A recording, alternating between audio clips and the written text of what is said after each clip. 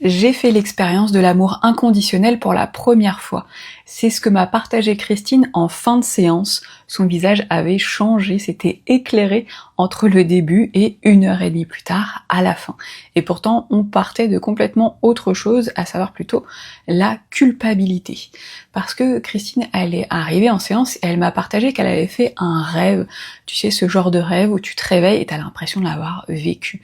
Et ce qui s'était passé dans son rêve, eh bien, c'est que elle était un homme qui avait commis un crime et elle avait fait accuser, cet homme avait fait accuser à tort quelqu'un d'autre, un autre homme à sa place.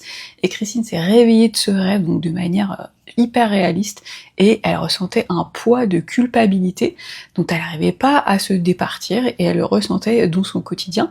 Et en plus, quelques temps plus tard, elle a fait un soin énergétique avec une énergéticienne, et qui lui a dit « oui, c'est une vie passée, c'est quelque chose que vous avez commis dans une vie passée », et donc là, ça en a rajouté une couche à Christine, clairement, de culpabilité. Elle se sentait super mal par rapport à ça. Moi, je suis formée dans toutes sortes de thérapies, je dirais des thérapies assez ancrées dans notre réalité, notre vie à nous présente, et des thérapies, je dirais, plus spirituelles, comme je me suis formée en Theta Healing beaucoup, en hypnose de régression aussi, donc tout le concept des vies passées, j'ai pas mal exploré.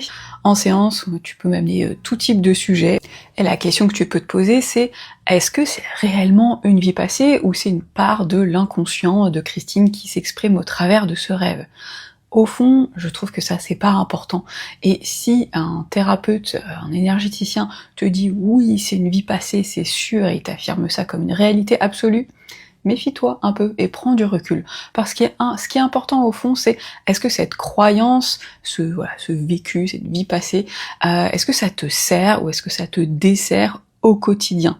Et là, Christine en l'occurrence, ça la desservait complètement, ça lui pesait.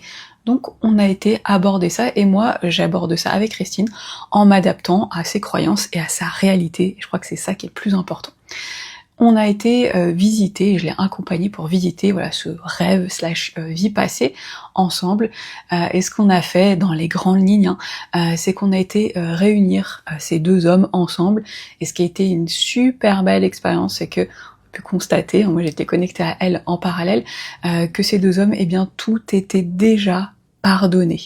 Et ils se sont comme retrouvés à un certain niveau, un niveau d'âme, un niveau spirituel, tu mets le mot que tu veux derrière, et c'était très très beau. Et là, c'est à ce moment-là que Christine, elle a pu faire cette expérience de ce que c'est que l'amour inconditionnel, l'amour avec un grand A qui dépasse tout, et émotionnellement c'était très très beau. J'ai continué avec Christine pour qu'elle se libère entièrement de cette culpabilité, il y avait encore 2-3 petites choses à ajuster, et puis c'était bon, à la fin elle se sentait très bien, et j'ai eu de ses nouvelles une semaine après, et elle m'a autorisé à partager son histoire, et elle m'a dit qu'elle se sentait toujours aussi légère et qu'elle ressentait encore cet amour inconditionnel.